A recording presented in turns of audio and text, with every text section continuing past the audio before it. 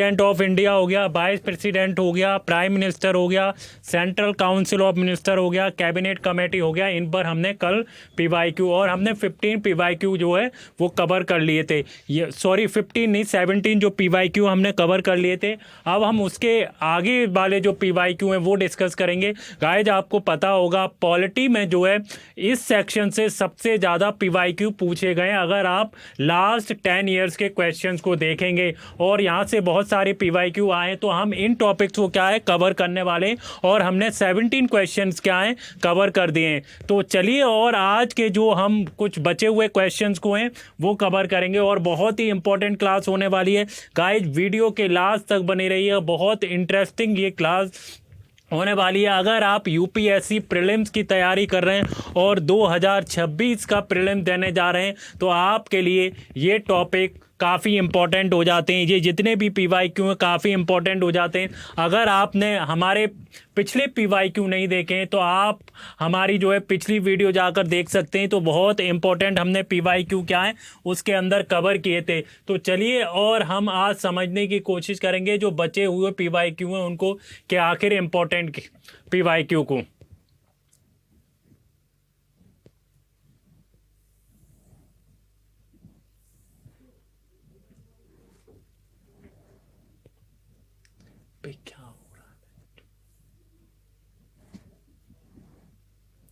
तो आज का जो हमारा पहला क्वेश्चन होने वाला है 18 क्वेश्चन होने वाला है। 17 क्वेश्चन हम ऑलरेडी क्या है डिस्कस कर चुके हैं और हमने बहुत अच्छे से आपको बताने की कोशिश की थी कैसे प्रीलिम्स के क्वेश्चन को सॉल्व किया जाता है। गाइस आपको पता होगा कि यूपीएससी ने अपनी नोटिफिकेशन भी रिलीज कर दी है और बहुत सारे उसमें बदलाव किए गए हैं। तो इसलिए अगर आप यूपीएससी की तैयारी कर रहे हैं अब आपका तो नोटिफिकेशन भी आ गया, अब तो फॉर्म भी फिल कर दिया जाएगा और 24 फरवरी तक आप क्या कर सकते हैं यूपीएससी के फॉर्म को फिल कर सकते हैं। तो इसलिए सबसे इंपॉर्टेंट है अब आप बिल्कुल तैयारी में लग जाइए, बिल्कुल प्रीलिम्स मोड में आ जाइए और जो मॉक टेस्ट है और जो एमसीक्यू है उनको सॉल्व करना शुरू कर दीजिए क्योंकि काफ़ी इंपॉर्टेंट है।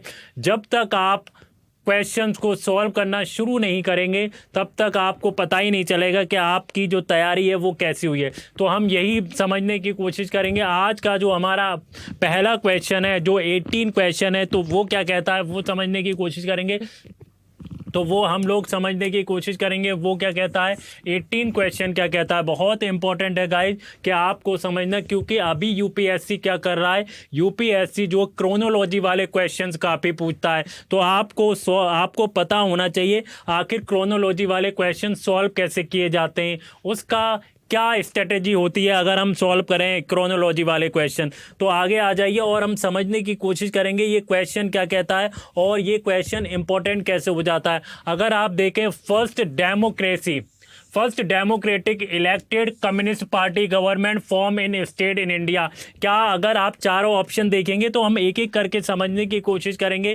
क्या पहली जो डेमोक्रेटिक जो कम्युनिस्ट पार्टी की जो गवर्नमेंट है वो सबसे पहले आई थी, हम क्रोनोलॉजी पे लगाने की कोशिश करेंगे।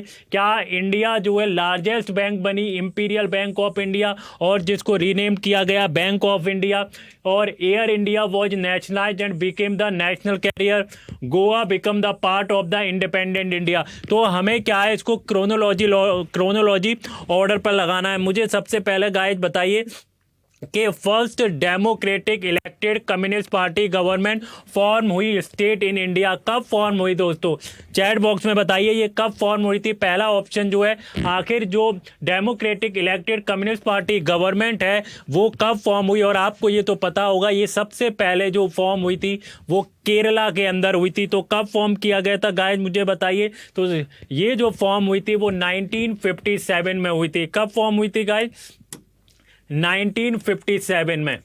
ये 1957 में केरला में हुई। तो पहला ऑप्शन जो हो जाता है वो 1957 है। हम एक एक करके देखेंगे फिर हम समझने की कोशिश करेंगे इसका राइट आंसर क्या है, क्रोनोलॉजी क्या हो सकती है। आगे हम देखने की कोशिश करते हैं India largest imperial bank and rename the state bank of India. मुझे बताइए इंडिया की जो लार्जेस्ट बैंक है उसको क्या किया गया है, लार्जेस्ट बैंक कौन थी, इंपीरियल बैंक थी और इंपीरियल बैंक का नाम चेंज करके स्टेट बैंक ऑफ इंडिया कर दिया गया। ये कब हुआ, ये कब किया गया गाइज, मुझे चैट बॉक्स में बताइए ये कब किया गया। एक state bank of India act आया था। कौन सा एक्ट आया था दोस्तों? State India of bank act. जब इसका रीनेम किया गया था वो कब आया था? वो आया था 1955 में। वो कब आता है दोस्तों? वो 1955 में आया था। और तीसरा, Air India was nationalised and became the national carrier. Air India कब नेशनलाइज हुई थी और वो एक नेशनल कैरियर बना? गाइज मुझे चैट बॉक्स में बताइए, please write down in the chat box, कब बना था एयर इंडिया नेशनलाइज कब हुआ? गाइज बताइए, एयर इंडिया नेशनलाइज कब हुआ? एयर इंडिया जो नेशनलाइज्ड हुआ था वो एयर कॉर्पोरेशन एक्ट आया था। एयर कॉर्पोरेशन एक्ट कब आया था दोस्तों? एयर कॉर्पोरेशन जो एक्ट आया था वो 1953 में आया था। कब आया था? 1953 में। और Goa became the part of independent India. ये तो आपको पता होगा, अगर आपने पॉलिटी पढ़ी होगी तो आपको पता होगा कि गोवा जो है इंडिपेंडेंट इंडिया का पार्ट कब बना था। गाइस मुझे चैट बॉक्स में बताइए गोवा इंडिपेंडेंट इंडिया का पार्ट कब बना और कौन से ऑपरेशन के बाद जो है इंडिपेंडेंट इंडिया का पार्ट बना था गोवा। तो गोवा इंडिपेंडेंट इंडिया का पार्ट जो बना था 1961 में बना था। कब बना था? 1961 में बना था, after the operation Vijay. Operation Vijay के बाद गोवा इंडिपेंडेंट इंडिया का पार्ट बना। तो अब अगर मैं एक एक करके देखूं, सबसे पहले अगर मैं देखूं तो सबसे पहले आएगा दोस्तों 3, ऑप्शन 3 कहाँ है? ऑप्शन 3 आएगा सबसे पहले 1953। उसके बाद क्या आएगा दोस्तों? उसके बाद आएगा 1955 में इंपीरियल बैंक रीनेम्ड, तो तीसरा, दूसरा, और फिर आता है दोस्तों 1957 1, फिर आता है 4 गोवा इंडिपेंडेंट इंडिया। तो इसका राइट आंसर क्या हो जाएगा? B is the right answer. What is the right answer guys? इसका B is the right answer. बहुत ही इंपॉर्टेंट क्वेश्चन है, यूपीएससी के पर्सपेक्टिव से बहुत इंपॉर्टेंट क्वेश्चन है। If you have any question regarding the UPSC preparation and any regarding with feedback IAS, any regarding feedback IAS, तो you can ask any question in the chat box. आप chat box में पूछ सकते हैं। तो बिल्कुल भी आप निश्चिंत रहिए कि हम जो पीवाईक्यू की जो क्लास लेकर आए बहुत ही इंपॉर्टेंट है, यूपीएससी के पर्सपेक्टिव से काफ़ी इंपॉर्टेंट है। और वीडियो के लास्ट तक बने रहिएगा, वीडियो काफ़ी इंटरेस्टिंग होने जा रही है। वीडियो क्या होने जा रही है? काफ़ी इंटरेस्टिंग होने जा रही है, तो वीडियो के लास्ट तक बने रहिएगा। नेक्स्ट क्वेश्चन पर आ जाइए, बहुत ही इंपॉर्टेंट क्वेश्चन है गाइस। नेक्स्ट क्वेश्चन पर आ जाइए, बहुत ही इंपॉर्टेंट क्वेश्चन है। Rajya Sabha has equal power with Lok Sabha.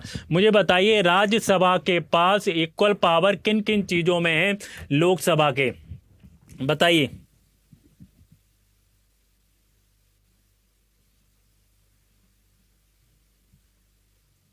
बताइए गाइस, चैट बॉक्स में बताइए इसका राइट आंसर क्या होगा। अगर मैं राज्यसभा की बात करता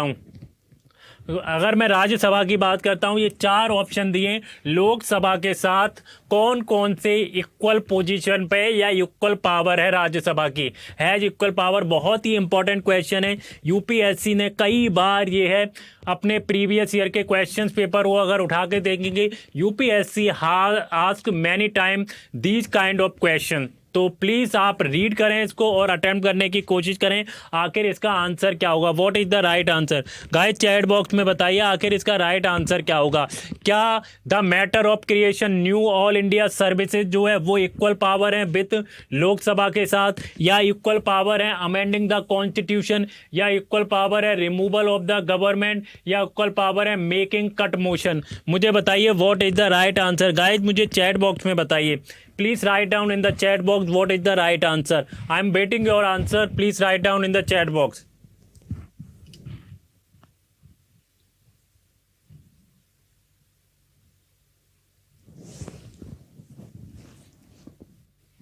बताइए what is the right answer.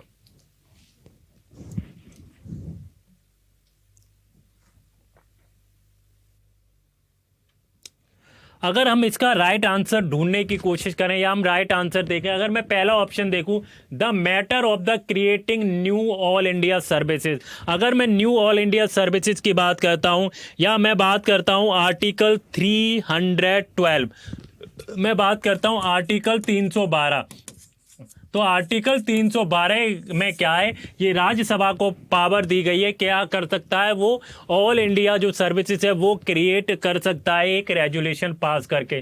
तो ये जो है लोकसभा के साथ इक्वल पावर नहीं है। पहला ऑप्शन क्या हो जाता है, पहला ऑप्शन जो हो जाता है वो इनकरेक्ट हो जाता है।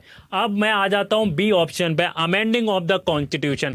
अगर कॉन्स्टिट्यूशन को अमेंड करना है, कॉन्स्टिट्यूशन में अगर संशोधन करना है, हमें संविधान में संशोधन करना है, तो लोकसभा और राज्यसभा की क्या इक्वल पावर है, दोनों हाउसेस में आपको पास कराना पड़ता है। किससे दोस्तों, स्पेशल मेजोरिटी से।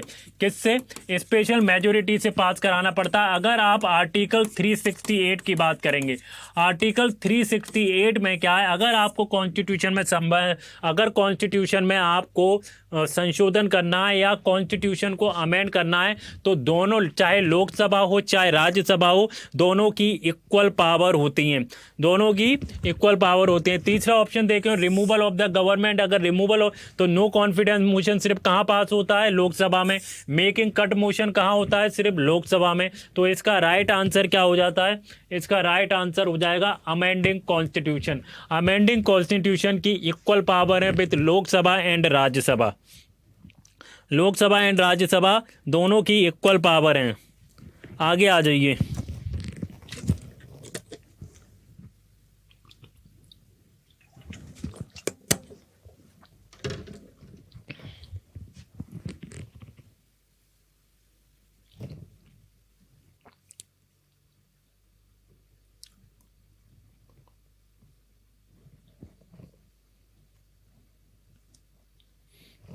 नेक्स्ट क्वेश्चन पर आइए।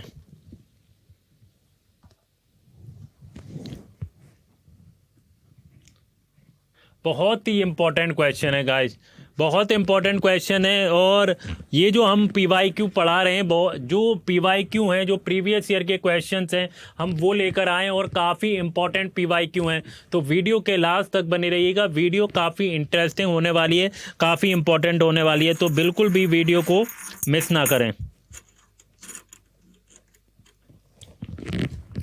आगे आ जाइए।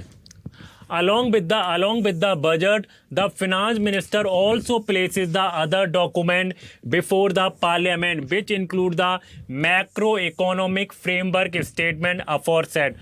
Document presented because is mandated. Long-standing parliament convention, Article 112 and Article 110 clause 1 और article 113 of the constitution, provision of the physical responsibility and budget management 113। मुझे बताइए इसका राइट आंसर क्या होगा, what is the right answer. आलो, budget के साथ साथ क्या होता है, finance minister also places the other document before the parliament which include the macro economic framework. The aforesaid document is presented before this mandated by. किसके द्वारा mandated किया जाता है, मुझे बताइए। तो इसका राइट आंसर क्या होगा, ये होगा provision of the physical responsibility and budget management act. तो ये क्या कहता है कि micro economic framework is not constitutional requirement. Micro economic framework जो स्टेटमेंट है वो क्या है, वो सिर्फ कॉन्स्टिट्यूशनल रिक्वायरमेंट नहीं है, it is mandated under the physical responsibility and budget management 2003। तो ये इंपॉर्टेंट चीज़ थी जिसमें हमने बताया कि इसका राइट आंसर क्या हुआ। क्वेश्चन नंबर 21 पर आ जाइए, बहुत ही इंपॉर्टेंट क्वेश्चन है guys. Question number 21, question number 21 को देखते हैं। अगर क्वेश्चन नंबर 21 को देखने की कोशिश करें, कंसीडर द फॉलोइंग स्टेटमेंट, और नीचे क्या पूछा गया है, इसमें करेक्ट ऑप्शन क्या है। अच्छा, अगर मैं बात करूं, president can summon a session of parliament at such place he she thinks fit. क्या प्रेसिडेंट ऑफ इंडिया क्या समन भेज सकते हैं पार्लियामेंट को अगर उन्हें लगता है कि ही शी थिंग्स फिट कि हमें समन भेजना चाहिए। और दूसरा ऑप्शन क्या कहता है, constitution of India provide the 3 session of the parliament year but it's not mandatory to conduct all the 3 session. There is no minimum number of days that parliament is required to meet in a year. मुझे बताइए इसका right answer क्या होगा। What is the right answer guys, chat box में बताइए what is the right answer, क्या right answer होगा।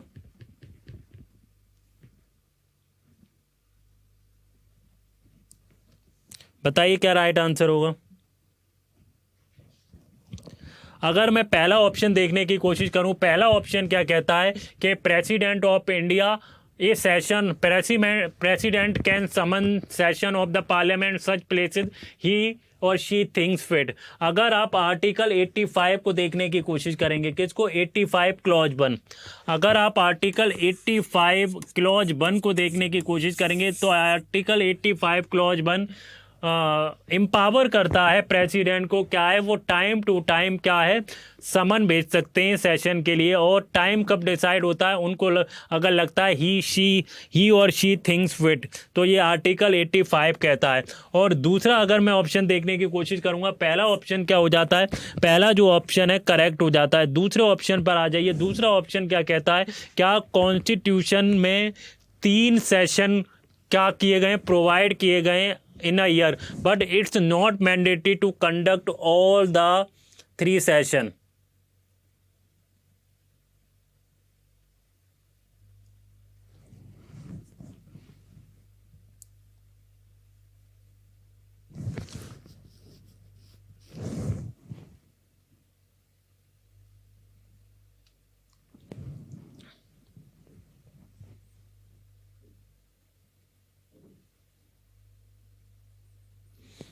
आप बताइए दूसरा ऑप्शन क्या कहता है। अगर मैं दूसरा ऑप्शन की बात करूं, क्या कॉन्स्टिट्यूशन ने प्रोवाइड किए 3 सेशन, तो कॉन्स्टिट्यूशन ने 3 सेशन प्रोवाइड नहीं किए हैं, पार्लियामेंट्री जो कन्वेंशन है वो 3 सेशन को प्रोवाइड करता है। तो दूसरा ऑप्शन क्या हो जाता है, इनकरेक्ट हो जाता है।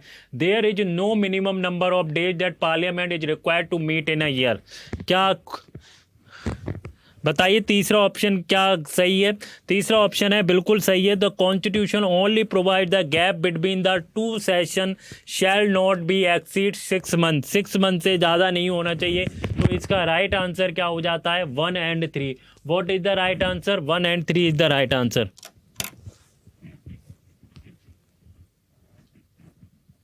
क्वेश्चन नंबर 22, क्वेश्चन नंबर 22 क्या कहता है।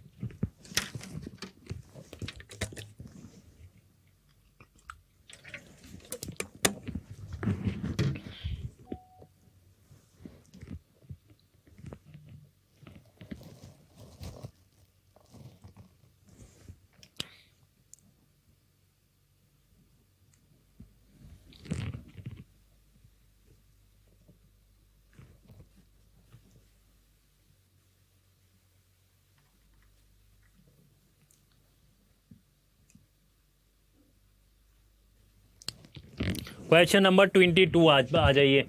कंसीडर द फॉलोइंग स्टेटमेंट, और इसमें हमें क्या है, करेक्ट ही ढूंढना है।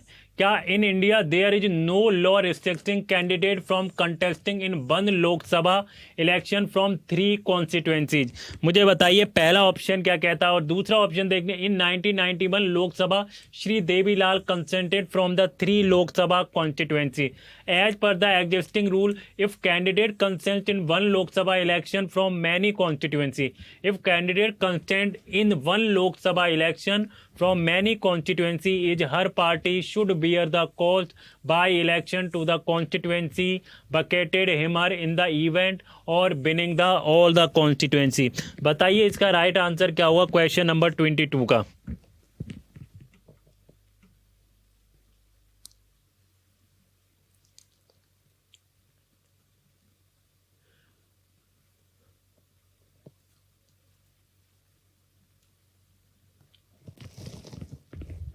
बताइए क्या होगा। अगर मैं पहला ऑप्शन की बात करूं तो पहला ऑप्शन में क्या है, पहला ऑप्शन क्या कहता है, पहला ऑप्शन ये कहता है कि जो रिप्रेजेंटेशन ऑफ पीपल एक्ट 1951 है,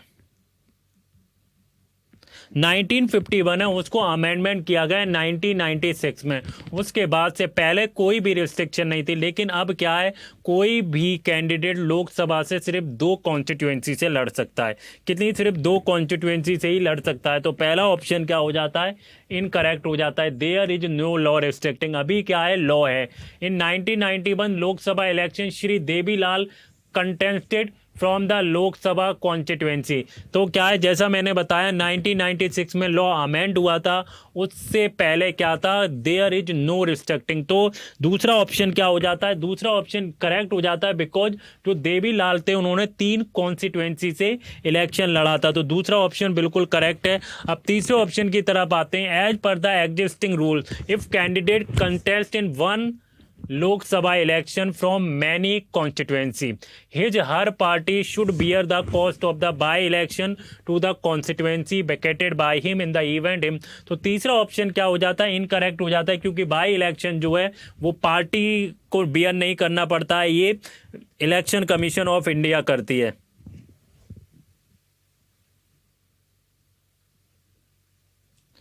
तो तीसरा ऑप्शन इनकरेक्ट हो जाता है। तो इसका राइट आंसर क्या होगा, only two is the right answer.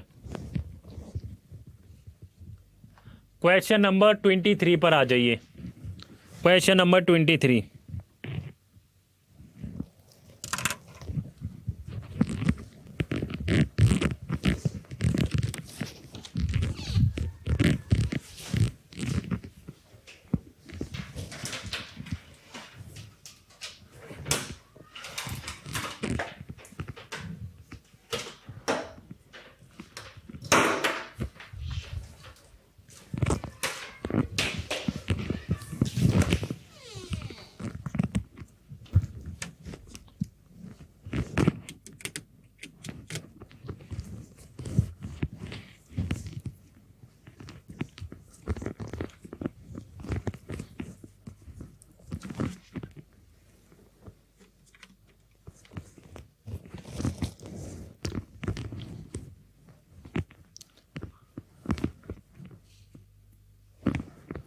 Question number 23।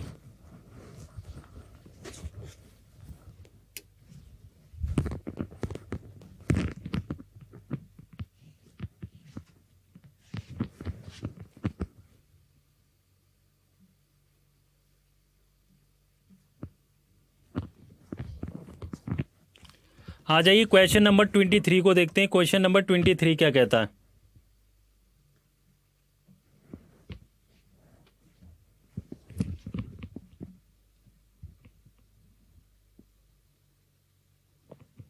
अगर मैं क्वेश्चन नंबर 23 देखूं, तो with reference to the consider the following statement, judicial custody means accuse in the custody of the concerned magistrate and such accuse is locked up to the police station not in jail. तो मुझे बताइए पहला option क्या कहता है, पहला option सही है या नहीं।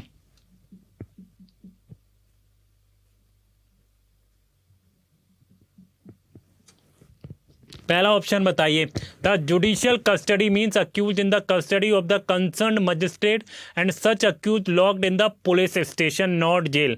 तो अगर मैं जुडिशियल कस्टडी की बात करता हूं, तो जुडिशियल कस्टडी में क्या होता है, थाने में नहीं रखा जाता है उसे, अक्यूज को क्या है सीधे जेल में भेजा जाता है। तो पहला जो ऑप्शन हो जाता है वो इनकरेक्ट हो जाता है। During the judicial custody the police officer in charge of case is not allowed interrogate the suspect without the approval court. तो दूसरा ऑप्शन क्या है, बिल्कुल करेक्ट है। दूसरा ऑप्शन क्या है, दूसरा ऑप्शन करेक्ट है, क्योंकि जुडिशियल कस्टडी जो होती है वो थाने में उसको नहीं रखा जाता है, वो सीधे जेल में भेजा जाता है। तो पहला ऑप्शन करेक्ट हो जाता है। इन the custody of magistrate mean control with the court not the police. अगर मजिस्ट्रेट के अगर क्या है, कस्टडी ऑफ द मजिस्ट्रेट है, तो इसका मतलब ये है कि वो पुलिस के कंट्रोल में नहीं है, वो कोर्ट के कंट्रोल में।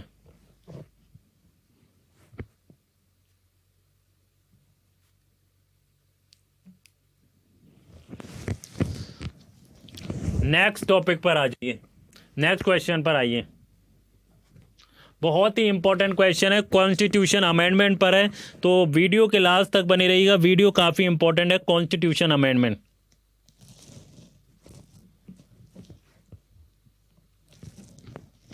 कॉन्स्टिट्यूशन अमेंडमेंट के ऊपर ये क्वेश्चन है।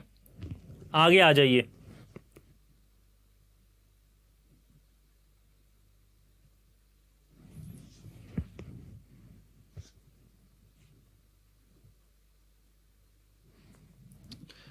अगर हम देखने की कोशिश करें, पहला जो ऑप्शन है कंसीडर द फॉलोइंग स्टेटमेंट, और यहाँ पर क्या पूछा है, करेक्ट पूछा है, a bill amending of the constitution require the prior recommendation of the president.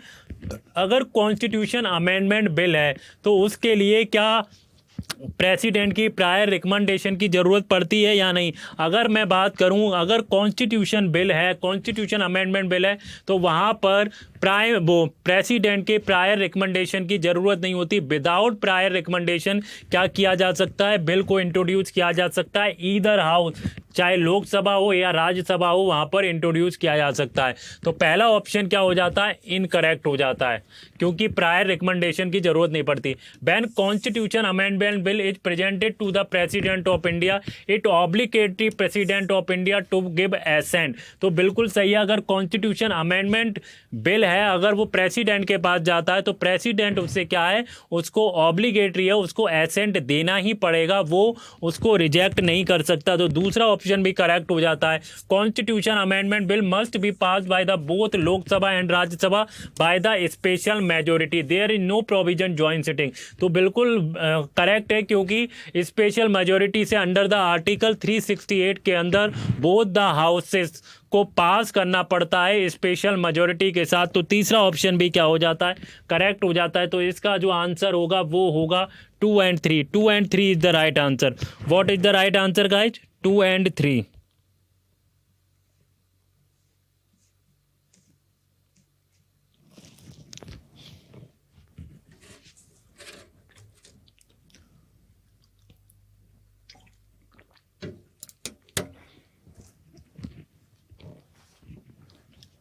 Next question पर आ जाइए। Question number 25। क्वेश्चन नंबर 25 क्या कहता है, क्वेश्चन नंबर 25 पे आइए, बहुत ही इंपॉर्टेंट क्वेश्चन है गाइस।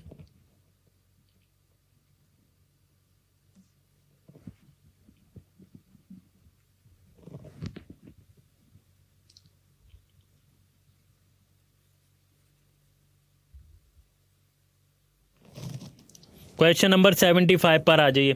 अगर मैं क्वेश्चन नंबर 75 को देखने की कोशिश करूं तो कंसीडर द फॉलोइंग स्टेटमेंट, अगर कंसीडर द फॉलोइंग स्टेटमेंट देखें, the constitution of India classify the minister into 4 ranks, cabinet minister, minister of state with independent charge, minister of state and deputy minister. क्या ये constitution classify करता है? अगर आप articles देखने की कोशिश करेंगे तो कॉन्स्टिट्यूशन ये क्लासीफाई नहीं करता है कि मिनिस्टर को क्लासीफाई किया जाए। अगर आप आर्टिकल देखने की कोशिश करेंगे, आर्टिकल 74, अगर आप आर्टिकल देखने की कोशिश करेंगे, आर्टिकल 74 से और 75 देखने की कोशिश करेंगे, तो इसमें कहीं भी मेंशन नहीं किया गया है कि मिनिस्टर्स को क्या किया जाए, क्लासीफाई किया जाए। तो पहला ऑप्शन जो हो जाता है वो इनकरेक्ट। दूसरा देखूं, the number of minister of the union government including the prime minister shall not exceed the total number of members in the Lok Sabha. मुझे बताइए, क्या जो जितने भी मेंबर्स होते हैं, जो गवर्नमेंट के जितने भी लोग होते हैं, क्या उनमें से सिर्फ 15% लोगों को ही मिनिस्टर बनाया जा सकता है? गाइस मुझे चैट बॉक्स में बताइए, क्या सिर्फ 15 लोगों को ही मेंबर्स बनाया जा सकता है? और ये कौन से अमेंडमेंट एक्ट से बनाया गया है? अगर 50% एक बार रखा गया है कि सिर्फ 50% लोगों को ही मिनिस्टर बनाया जा सकता है गवर्नमेंट के अंदर, तो ये कौन से अमेंडमेंट से आया था? ये आया था 91 अमेंडमेंट एक्ट 2003 में आया था। उससे के बाद से क्या है, सिर्फ 15% लोगों को मिनिस्टर बनाया जा सकता है। क्यों? कौन सा दोस्तों? 91 constitutional amendment act, 91 constitutional amendment act के बाद ऐसा किया गया, जो 2003 में आया। अगर आप आर्टिकल देखने की कोशिश करेंगे, आर्टिकल 75 क्लॉज 1A, तो क्लॉज 1A क्या कहता है? क्लॉज 1A कहता है cap the size council of minister 50% of the Lok Sabha. तो ये बहुत इंपॉर्टेंट था आपको समझना। आगे आ जाइए, नेक्स्ट क्वेश्चन पर आ जाइए। Question number 26। क्वेश्चन नंबर 26 क्या कहता है?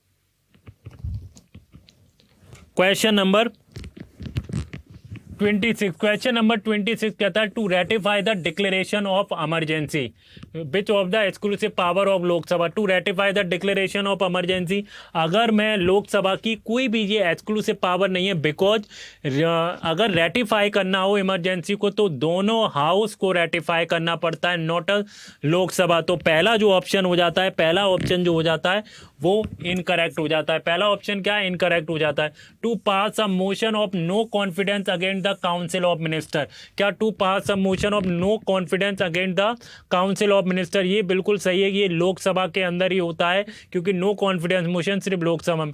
To impeach the president of India, क्या जो इम्पीच करने के लिए सिर्फ प्रेसिडेंट ऑफ इंडिया को, ये क्या लोकसभा की एक्सक्लूसिव पावर है? मुझे बताइए गाइस चैट बॉक्स में। इनकरेक्ट है। इम्पीचमेंट ऑफ प्रेसिडेंट आर्टिकल 61, अगर आप आर्टिकल 61 को देखने की कोशिश करेंगे तो अगर कोई भी मोशन जो है इम्पीचमेंट ऑफ प्रेसिडेंट का अगर इशू किया जाता है तो कैन बी इनिशिएटेड, क्या दोनों हाउसेस में इनिशिएटेड किया जाता है और रिक्वायर्ड द स्पेशल मेजोरिटी। और कैसी मेजोरिटी की ज़रूरत होती है? स्पेशल मेजोरिटी की ज़रूरत होती है। आगे आइए, तो इसका राइट आंसर क्या होगा? इसका राइट जो आंसर होगा बी हो जाएगा। B is the right answer. Next question पर आइए, क्वेश्चन नंबर 27।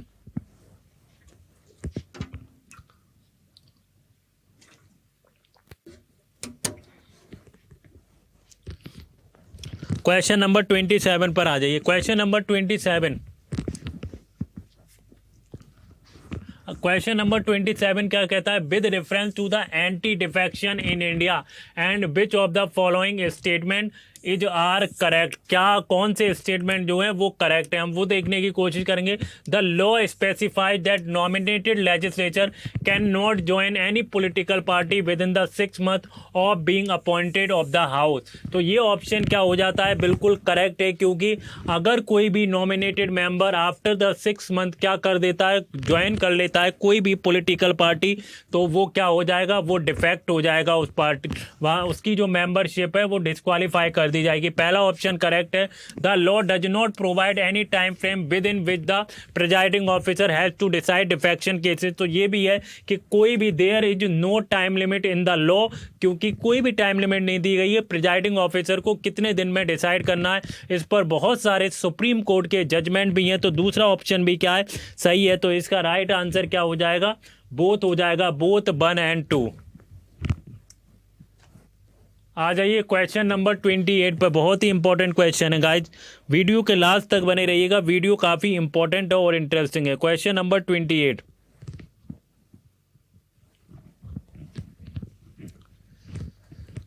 अगर हम देखने की कोशिश करें, कंसीडर द फॉलोइंग स्टेटमेंट, और इसमें भी क्या पूछा गया? करेक्ट पूछा गया है। तो attorney general of India and solicitor general of India are the only officer of government who's allowed participate in the meeting of the parliament of India। क्या सिर्फ अटॉर्नी जनरल हैं और सॉलिसिटर जनरल ऑफ इंडिया को ही parliament में participation के लिए allow किया गया है? गाइज मुझे चैट बॉक्स में बताइए आखिर इसका आंसर क्या होगा।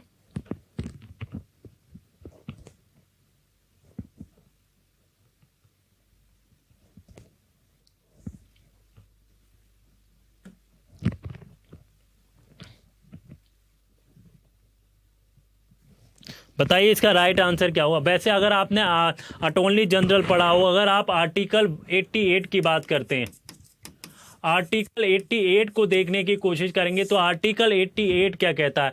आर्टिकल 88 कहता है कि जो अटॉर्नी जनरल हैं वो क्या कर सकते हैं?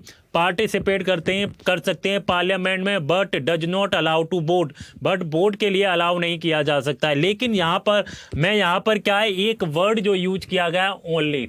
अगर यहाँ पर आपको कहीं भी ओनली वर्ड देखने को मिले तो बहुत ही केयरफुल होकर आपको आंसर देना है, क्योंकि 90% केसेस में ऐसा होता है वो ऑप्शन जो हो जाता है इनकरेक्ट हो जाता है। तो 90% केसेस में अगर यहाँ पर ओनली आ जाए वो इनकरेक्ट है। ये इनकरेक्ट है बिकॉज यहाँ पे लिखा गया है only government who allow the participate. ऐसा नहीं है जो लोकसभा के जो और एमपी होते हैं गवर्नमेंट के, क्या वो पार्टिसिपेट नहीं करते? सारे पार्टिसिपेट करते हैं। तो इसका ये जो हो जाता है वो गलत हो जाता है, पहला ऑप्शन जो है गलत हो जाता है। According to the constitution of India, attorney general submits his resignation when government which appointed him resign. When government which appointed him resign. मुझे बताइए क्या ये जो ऑप्शन है, दूसरा ऑप्शन जो है वो करेक्ट है या नहीं? गाइस मुझे चैट बॉक्स में बताइए, बताइए चैट बॉक्स में किसके प्लेजर पर अपॉइंट किया जाता है अटॉर्नी जनरल ऑफ इंडिया को? अटॉर्नी ऑफ जनरल को किसके प्लेजर पर अपॉइंट किया जाता है? अगर आप आर्टिकल 76 देखेंगे, आर्टिकल 76 किसकी बात करता है? आर्टिकल 76 बात करता है अपॉइंटमेंट ऑफ अटॉर्नी जनरल। तो जो अटॉर्नी जनरल होता है उसको अपॉइंट किसके द्वारा किया जाता है? अटॉर्नी जनरल को अपॉइंट किया जाता है बाय द प्रेसिडेंट, और प्रेसिडेंट के प्लेजर पर होता है। तो रिमूव किसके द्वारा किया जाएगा? तो वो भी प्रेसिडेंट के द्वारा किया जाएगा। Hold office during the pleasure, so not the government. तो दूसरा ऑप्शन भी गलत हो जाता है, क्योंकि there is no constitutional provision require AG to resign the government resign when the government resign. तो कोई भी ऐसा प्रोविजन नहीं है, अगर गवर्नमेंट रिजाइन करती है तो अटॉर्नी जनरल को भी रिजाइन करना पड़ेगा। तो दूसरा ऑप्शन भी इनकरेक्ट हो जाता है। तो इसका आंसर क्या होगा? Neither one and neither two. What is the right answer? Neither one and neither two. आगे आ जाइए, नेक्स्ट क्वेश्चन पर आ जाइए।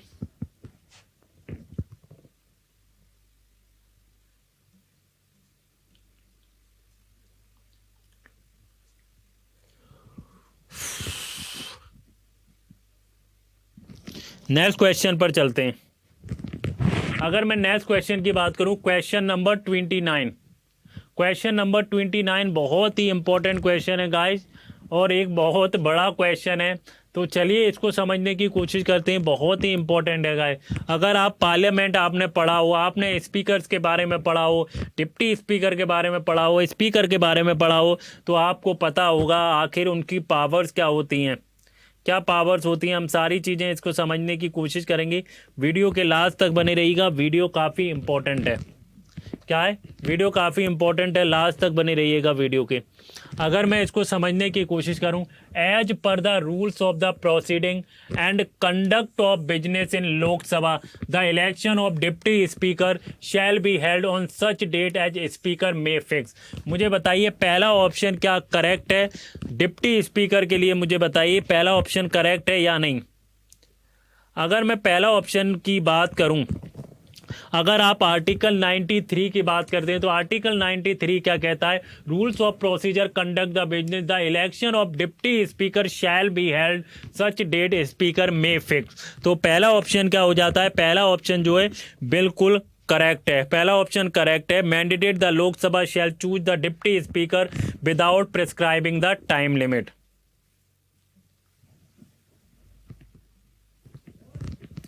आ जाइए दूसरा ऑप्शन की तरफ। There is a mandatory provision that election of a candidate deputy speaker of Lok Sabha shall be from either the principal opposition party or ruling party. क्या ऐसा कोई प्रोविजन है डिप्टी स्पीकर के लिए? क्या डिप्टी स्पीकर के लिए ऐसा कोई भी प्रोविजन है? यहाँ पर बात हो रही है provision in the election of candidate deputy speaker of Lok Sabha shall be either opposition और रूलिंग पार्टी। हेलो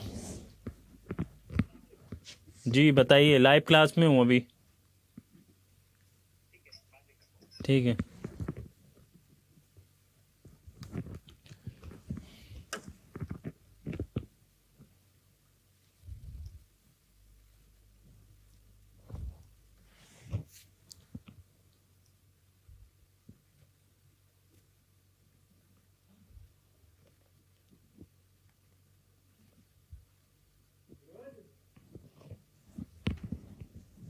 तो क्या है? There is a mandatory provision and election of the candidate deputy speaker of Lok Sabha shall be either the principal opposition or the ruling party.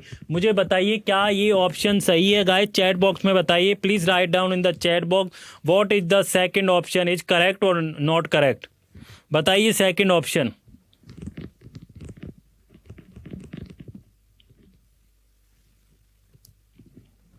अगर मैं second option को देखने की कोशिश करूं तो कोई भी मैंडेटरी प्रोविजन नहीं है। लेकिन अगर मैं पार्लियामेंट्री कन्वेंशन की बात करता हूं तो पार्लियामेंट्री जो कन्वेंशन है उसमें प्रोवाइड किया हुआ है कि जो स्पीकर होगा वो रूलिंग पार्टी से होगा, जो डिप्टी स्पीकर होगा वो अपोजिशन पार्टी से होगा। नॉट अ मैंडेटरी रूल, कोई भी मैंडेटरी रूल नहीं है।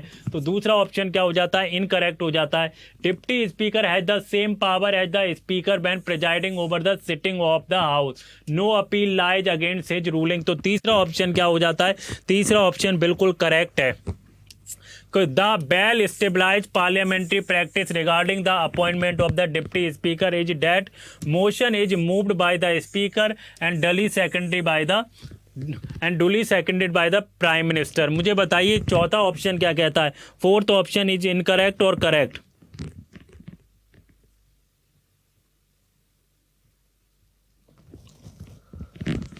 फोर्थ ऑप्शन क्या हो जाता है, इनकरेक्ट है। तो इसका आंसर क्या होगा, 1 और 3।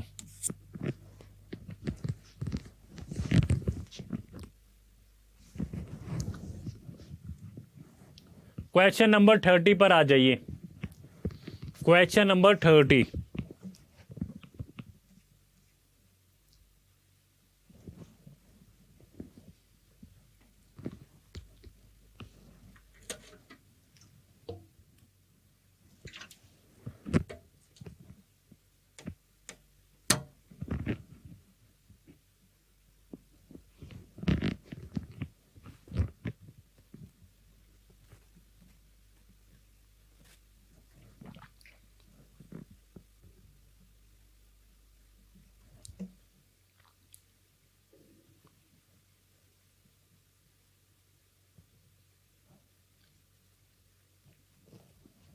क्वेश्चन नंबर अगर मैं 30 को देखने की कोशिश करूं, in India prison are manage by the state government with their own rules and regulation, day to day administration of the prisoner. मुझे बताइए जो प्रिजनर है वो क्या स्टेट सब्जेक्ट है। प्रिजनर जो है स्टेट सब्जेक्ट है, इसलिए जो उसके रूल्स होते हैं, रेगुलेशन होते हैं, वो कौन करता है, स्टेट गवर्नमेंट करती है। In India prison are govern by the prison act 1894, बिल्कुल सही है, 1894 से गवर्न होते हैं।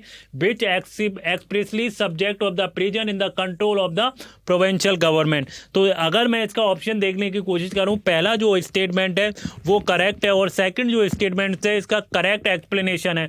बोथ स्टेटमेंट 1 और 2 are correct and second is the correct explanation for statement 1, बिल्कुल सही है। तो पहला ऑप्शन जो हो जाता है करेक्ट हो जाता है। Both statement 1 and correct and statement 2 इन न करेक्ट एक्सप्लेनेशन। तो ये भी गलत, ये भी गलत और ये भी गलत। तो इसका राइट आंसर क्या होगा, A is the right answer. What is the right answer guys, A is the right answer. Next question पर आ जाइए। Question number 31।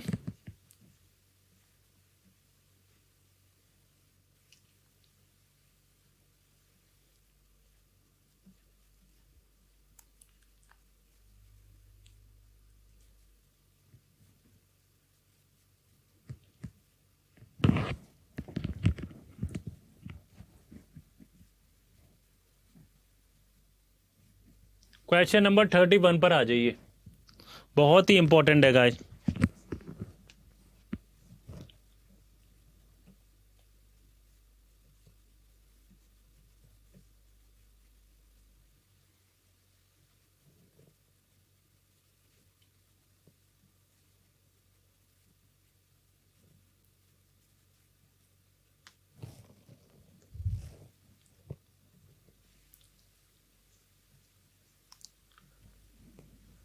नेक्स्ट क्वेश्चन की तरफ बढ़ते हैं। इस क्वेश्चन को नहीं करते क्योंकि ये क्वेश्चन हम ऑलरेडी कर चुके हैं। क्वेश्चन नंबर 32, क्वेश्चन नंबर 32 पे आइए। क्वेश्चन नंबर 32 क्या कहता है, क्वेश्चन नंबर 32 कहता है with reference to the finance bill and money bill in the Indian parliament consider the following statement. कुछ फॉलोइंग स्टेटमेंट दिए, स्टेटमेंट 1 हो गया, स्टेटमेंट 2 हो गया एंड स्टेटमेंट 3 हो गया। 3 स्टेटमेंट दिए, तो इनमें से कौन कौन से स्टेटमेंट जो है कितने करेक्ट हैं, क्या ओनली 1 है, ओनली 2 है, ऑल 3 हैं, क्या क्या है इसका राइट आंसर, मुझे बताइए।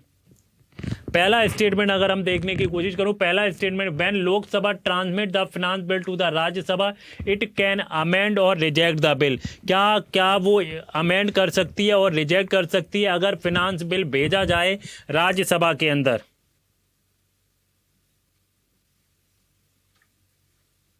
तो आपको जैसा पता होगा फिनेंस बिल भी दो टाइप के होते हैं, फिनांस बिल 1, फिनांस बिल 2, जिसमें क्या है मनी बिल भी इंक्लूड होता है। एक में मनी बिल के प्रोविजन होते हैं, does not contain money bill provision. Second, तो बोथ केसेस में क्या होता है, Rajya Sabha can amend or reject finance bill.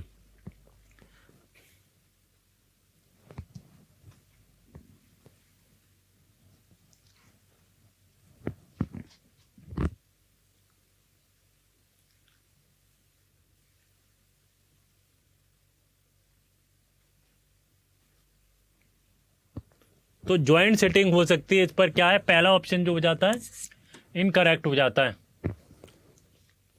When Lok Sabha transmit the money bill to the Rajya Sabha, it cannot amend or reject the bill. It can only make recommendation. तो दूसरा option क्या है, दूसरा option बिल्कुल सही है। If in case disagreement between the Lok Sabha and Rajya Sabha, there is no joint sitting for money bill, but joint sitting become the necessary for finance bill. मुझे बताइए तीसरा ऑप्शन क्या है, तीसरा ऑप्शन करेक्ट है या नहीं? तो तीसरा ऑप्शन जो है बिल्कुल करेक्ट है। इसका राइट आंसर क्या होगा, ऑल, इसका राइट आंसर क्या है, 2 and 3, ओनली 2। क्या है, what is the right answer, only 2। Question number 33।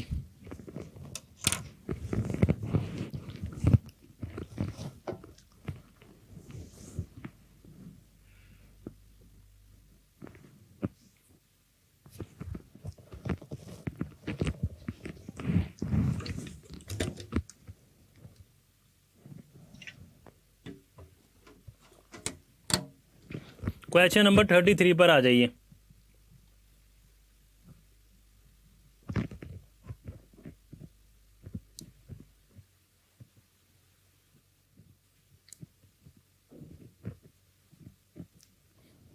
अगर हम देखने की कोशिश करें, the supreme court of India has held in some judgment that reservation policies made under the Article 16 subclause 4 of the Constitution of India and would be limited by the Article 335 from the maintenance of efficiency administration। क्या efficiency administration? तो पहला option जो है, पहला option जो है बिल्कुल correct है।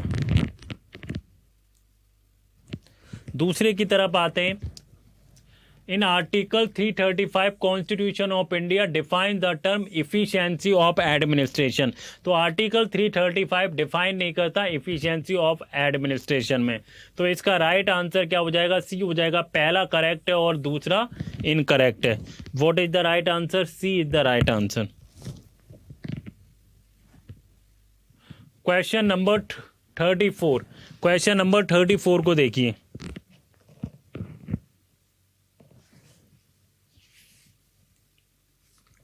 थर्टी फोर को देखिए, क्वेश्चन नंबर 34।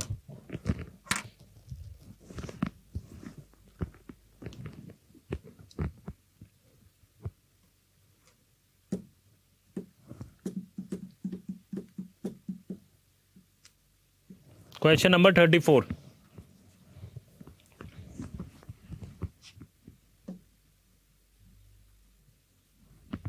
आ जाइए। क्वेश्चन नंबर 34 क्या कहता है, which of the following ethics committee in Lok Sabha are correct. Initially it was ad hoc committee. क्या ये इनिशियली क्या थी, एडहॉक कमेटी थी? आप मुझे बताइए इनिशियली क्या ये एडहॉक कमेटी थी? बिल्कुल सही है, क्योंकि इनिशियली क्या थी, ये एडहॉक कमेटी थी। कॉन्स्टिट्यूशन एडहॉक कमेटी 1997 में और परमानेंट कमेटी बनी है 2002 में। कब परमानेंट कमेटी बनी है, 2000 में।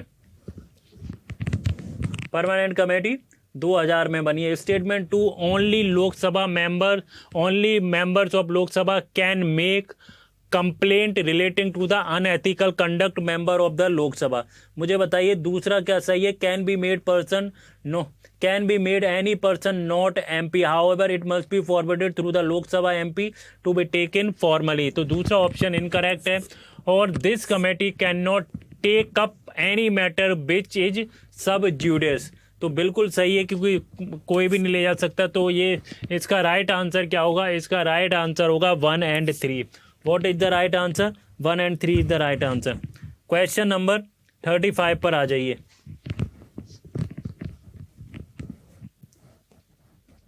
With reference to the union budget consider the following statement. आपको पता होगा अभी बजट पास हुआ है, तो बजट उससे रिलेटेड क्वेश्चन है बजट का। अब हम देखने की कोशिश करेंगे कितना इंपॉर्टेंट है ये क्वेश्चन, कितना इंपॉर्टेंट क्वेश्चन है ये देखने की कोशिश करेंगे। बहुत ही इंपॉर्टेंट क्वेश्चन है गाइस, बजट के ऊपर क्वेश्चन है। आ जाइए और इसको देखिए आखिर ये क्या कहता है। Question number 35।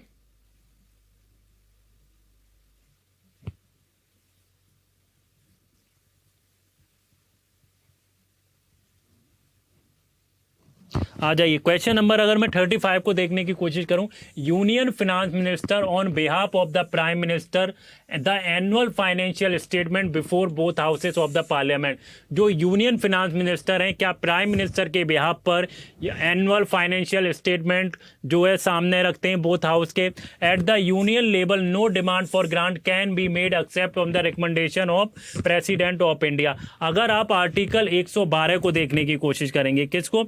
अगर आप आर्टिकल 112 को देखने की कोशिश करेंगे तो आर्टिकल 112 कहता है कि जो यूनियन फिनांस मिनिस्टर है वो किसके बिहाफ पर? प्रेसिडेंट के बिहाफ पर एनुअल फाइनेंशियल स्टेटमेंट रखते हैं, नॉट प्राइम मिनिस्टर। और दूसरा ऑप्शन क्या है? बिल्कुल करेक्ट है, कोई भी ग्रांट जो है, कोई भी डिमांड फॉर ग्रांट पास नहीं की जा सकती except the recommendation of president of India. तो दूसरा ऑप्शन क्या हो जाता है? दूसरा option correct, second option correct हो जाता है। आगे आ जाइए। Question number 36। क्वेश्चन नंबर 36 पर आइए।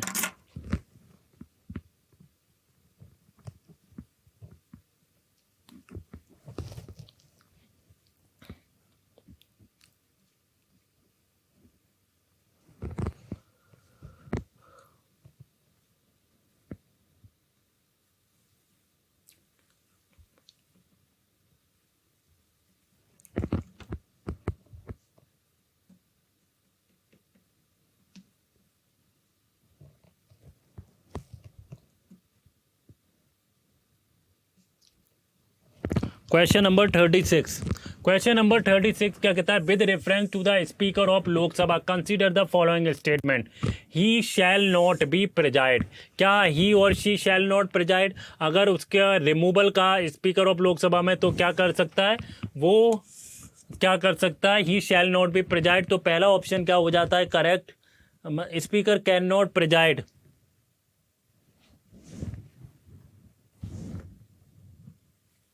पहला जो ऑप्शन हो जाता है वो करेक्ट हो जाता है। अगर मैं दूसरा ऑप्शन देखने के, he shall not have the right to speak, तो वो क्या कर सकता है? ही शैल नॉट हैव, वो फर्स्ट स्टांस में बात करता है। He shall not be entitled बोर्ड the resolution of first stance.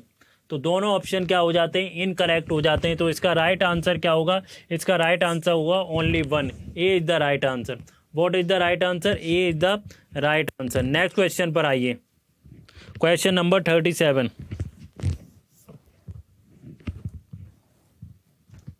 with reference to the Indian Parliament and consider the following statement.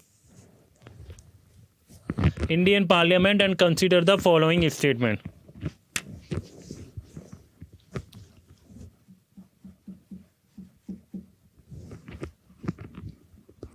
With reference to the Indian Parliament, consider the following statement. A bill pending in the Lok Sabha lapses on its dissolution.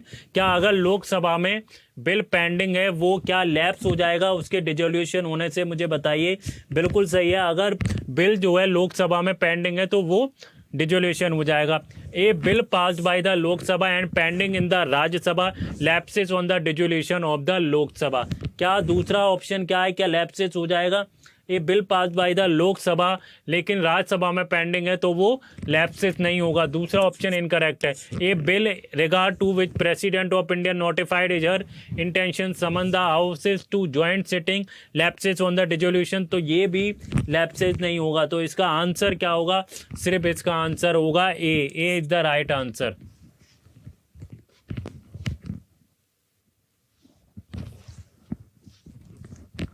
Question number 39।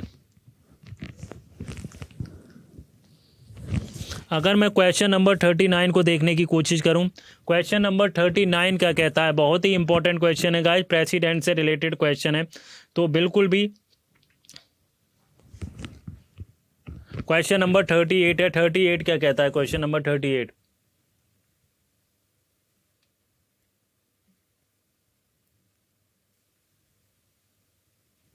अगर मैं 38 देखने की कोशिश करूं, prorogation of house by the president of India does not require advice of the council of minister. क्या council of minister की advice नहीं चाहिए होती है जब प्रोरोगेशन किया जाता है दोस्तों? तो बताइए, क्या एडवाइस चाहिए होती है, नहीं चाहिए होती है अगर प्रोरोगेशन किया जाता है? इसका आंसर क्या होगा? तो आपको पता होगा प्रेसिडेंट जो है, जो काउंसिल ऑफ मिनिस्टर है, उनकी एड एंड एडवाइस पर काम करता है, तो प्रोरोगेशन भी एड एंड एडवाइस पर होती है। तो पहला ऑप्शन जो हो जाता है वो इनकरेक्ट हो जाता है। Prorogation of house is generally done after the house is adjourn sine die, but there is no bar to the president of India prorogation to house which is in session. दूसरा option क्या कहता है बताइए? दूसरा option correct है, incorrect है? तो दूसरा ऑप्शन क्या है, करेक्ट हो जाता है। और तीसरा, dissolution of Lok Sabha is done by the president of India save his exceptional circumstances does so advise the council of minister. तीसरा ऑप्शन भी क्या है, करेक्ट है। तो इसका राइट आंसर क्या होगा? 2 and 3। 2 and 3 is the right answer.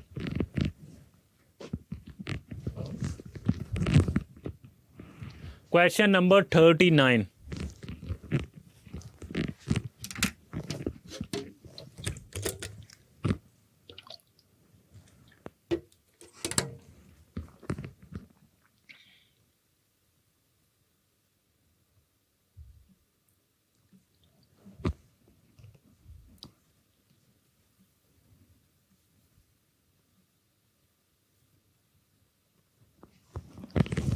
Thirty nine को देखते हैं। Consider the following statement regard to the pardoning power of president of India. The exercise of this power by the president can be subjected to limited judicial review. क्या limited judicial review, मुझे बताइए। तो बिल्कुल, क्योंकि इसका जो है बहुत लिमिटेड जो है, president can exercise this power without advice of the central government. क्या विदाउट सेंट्रल गवर्नमेंट के एडवाइस के करता है? गलत है। पहला ऑप्शन जो है वो करेक्ट होगा, only one is the correct. अगर आप आर्टिकल 74 देखने की कोशिश करेंगे, president can act aid and advise of council of minister including prime minister. Question number 40 पर आ जाइए। क्वेश्चन नंबर 40 क्या कहता है, बहुत इंपॉर्टेंट है गाइस। क्वेश्चन नंबर 40 बताइए।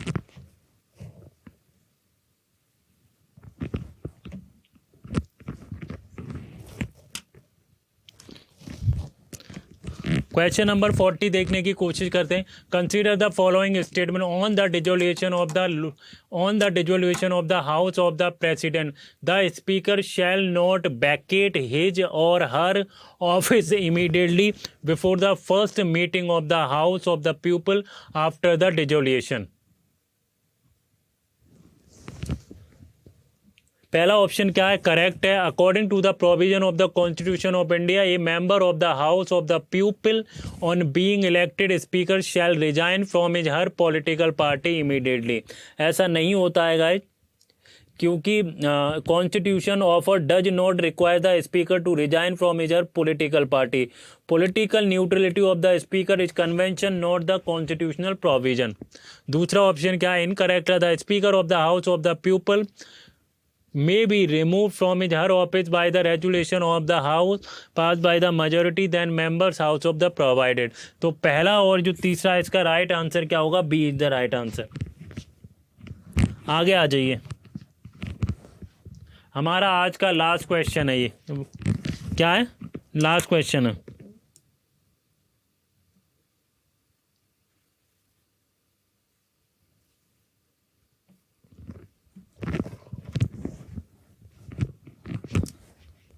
लास्ट क्वेश्चन क्या कहता है, कंसीडर द फॉलोइंग स्टेटमेंट, बहुत इंपॉर्टेंट है। If any question arises whether member of the house of the people has been become subject disqualification under the 10th schedule the president decision in accordance with the opinion of council of minister.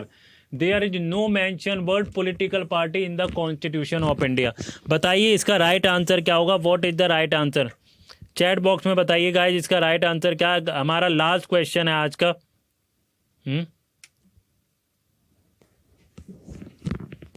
बताइए इसका right answer क्या होगा.